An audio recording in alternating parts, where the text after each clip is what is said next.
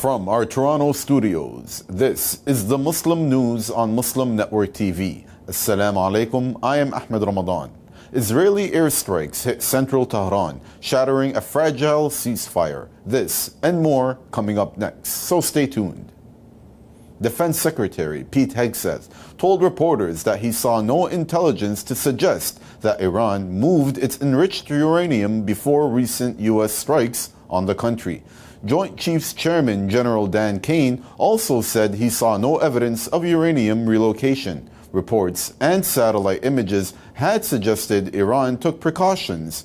Iranian officials said the Fordo plant was cleared ahead of the bombing, but President Donald Trump dismissed this. He claimed that trucks seen at the site belonged to concrete workers sealing shafts. On January 22nd, the U.S. hit Fordo with 6 bunker buster bombs.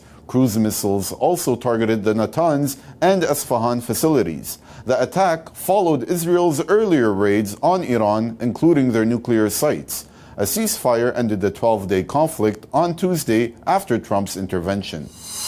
In related news, President Donald Trump blames unnamed Democrats for leaking intelligence on the Iran strike. Trump posted on Truth Social saying the Democrats are the ones who leaked the information, they should be prosecuted. The leak revealed that U.S. attacks caused only limited damage to Iran's nuclear sites. That contradicts Trump's claim of monumental damage and obliteration. The leaked report came from the Defense Intelligence Agency. It said Iran's nuclear program was set back just a few months. Trump now plans to limit classified briefings for Congress. House Speaker Mike Johnson said he suspects the leak came from lawmakers. The FBI and Pentagon have launched investigations into the leak. Defense Secretary Pete Hegseth confirmed the leaked findings but called them preliminary. The White House says it is cracking down on what it calls deep state leaks. Israeli airstrikes hit central Tehran on Thursday, defying a ceasefire announced by President Donald Trump just days earlier. The attack devastated District 7, a busy residential area. Israel had urged residents of District 6 and 7 to evacuate shortly before the strikes. Anadolu reporters filmed the destruction. An apartment block was reduced to rubble. Next door, another building's walls cracked and windows shattered. Concrete debris filled the streets and parked cars were wrecked. A drone strike on a garden caused further damage to nearby homes. The strikes have reignited tensions and shaken the fragile ceasefire. Israel said its attacks target Iran's nuclear ambitions, a claim Iran denies. The U.S. entered the conflict earlier this week, bombing Iranian nuclear sites. The Justice Department has launched an investigation into the University of California system. Officials say they are looking into whether the university's hiring practices illegally use race and sex as factors. The focus is on the university's UC 2030 capacity plan. The plan aims to hire more faculty and increase staff diversity across 10 campuses, including University of California, Los Angeles, and University of California, Berkeley. The Justice Department says this could violate the Civil Rights Act, which bans workplace discrimination. Assistant Attorney General Harmeet Dillon warned that public institutions must follow federal anti-discrimination laws. The investigation is part of the Trump administration's wider review of federally funded institutions. The University of California receives billions in federal funding every year. If wrongdoing is found, the university could face legal action or lose federal support. Budget cuts of at least 3% are expected this year. The United States has announced strict new visa restrictions to fight the deadly fentanyl crisis. Secretary of State Marco Rubio revealed the plan on Thursday, saying the fentanyl epidemic is unprecedented and kills more than 220 Americans every day. Most victims are aged between 18 and 44.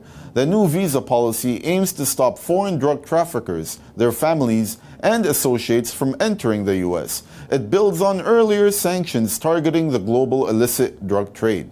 Rubio stressed that these steps will deter traffickers and break the supply chain of fentanyl and other illegal drugs. The State Department says it will use all necessary tools to protect Americans from this growing threat. Authorities say the move comes as a part of a wider effort to tackle the flood of illegal drugs entering the country. U.S. Immigration and Customs Enforcement agents arrested dozens of immigrants inside New York's Federal Plaza Courthouse on Thursday. The operation was carried out immediately after court hearings. The arrests have triggered anger among immigrant rights groups who say such actions scare people from seeking justice and legal protection. ICE defended the move as part of a targeted enforcement. Reports say that nearly half of the 59,000 immigrants in U.S. detention have no criminal history. President Donald Trump's administration has expanded deportation efforts beyond criminals, drawing criticism from targeting law-abiding immigrants who have lived in the U.S. for years. Alabama's Muslim community responds to Senator Tuberville's anti-Islam remarks. Details coming up next.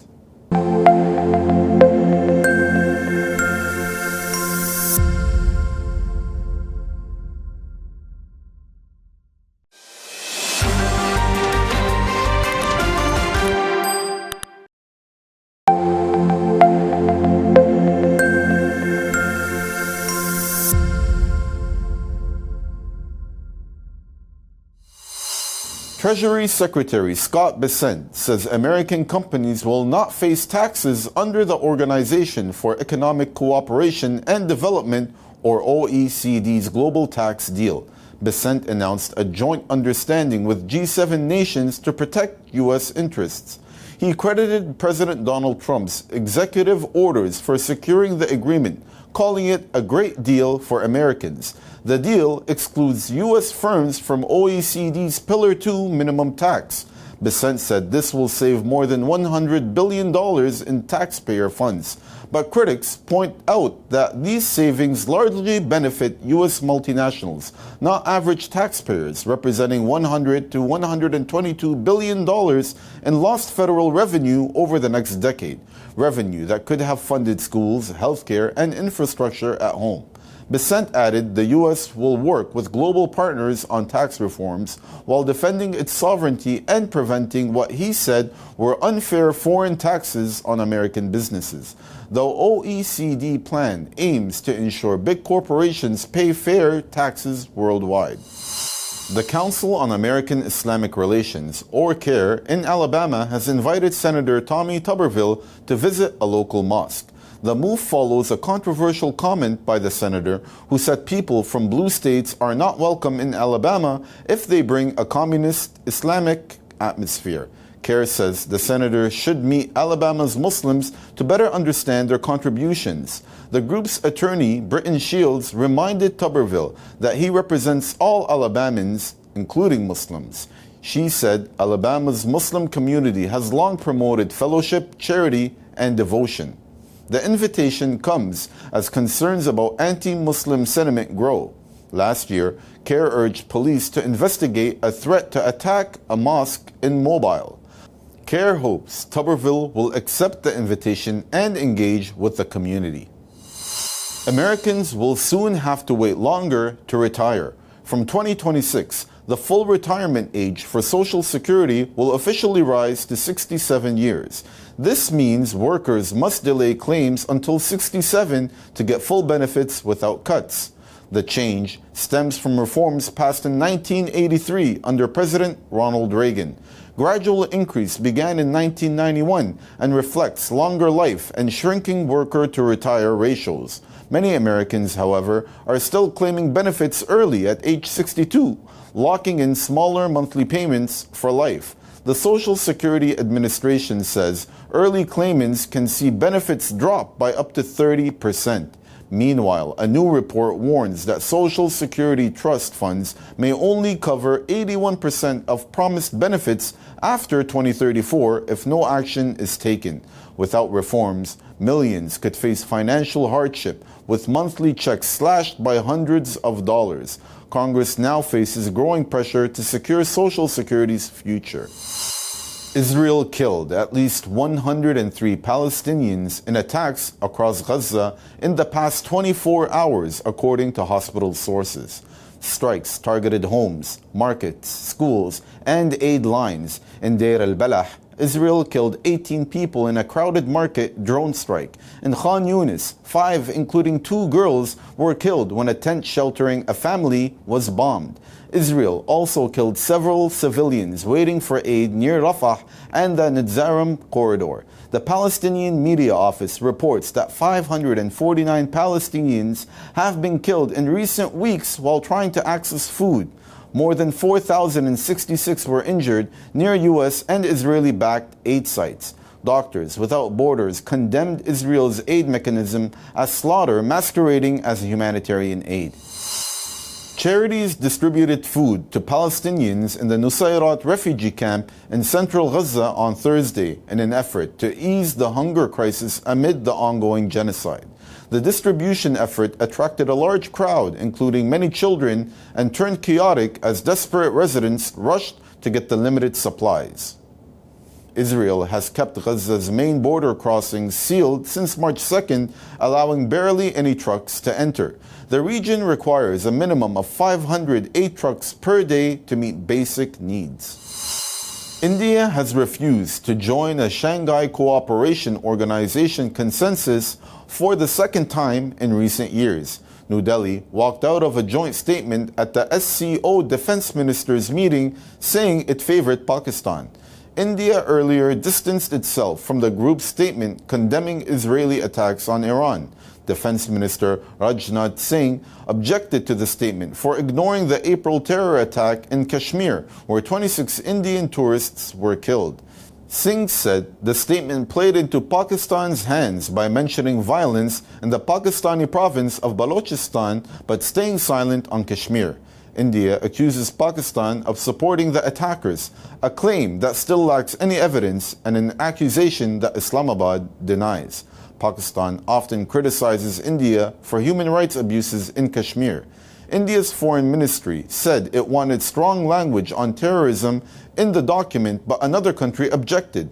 The SCO, dominated by China and Russia, aims to promote regional security. China hosted the meeting as India-China tensions continue over border disputes. Celebrity chef Nadia Hussain has doubled down on claims that the BBC does not always support Muslim women like her.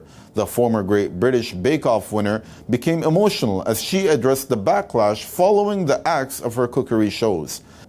Nadia, who has fronted popular series like Nadia's Asian Odyssey and Time to Eat, said it is tough working in an industry that often fails to recognize her talent and potential. She shared her frustration on social media and said she's overwhelmed by this public support after revealing that BBC won't renew her shows. That's all from our Toronto studios. Thank you for watching Muslim News. We are a community channel dedicated to bringing you stories you can trust. Please like, share, and subscribe to our content. You can also comment to let us know what you think of our coverage. You can donate now by visiting muslimnetwork.tv/donate. For more content, keep watching Muslim Network TV. Salam.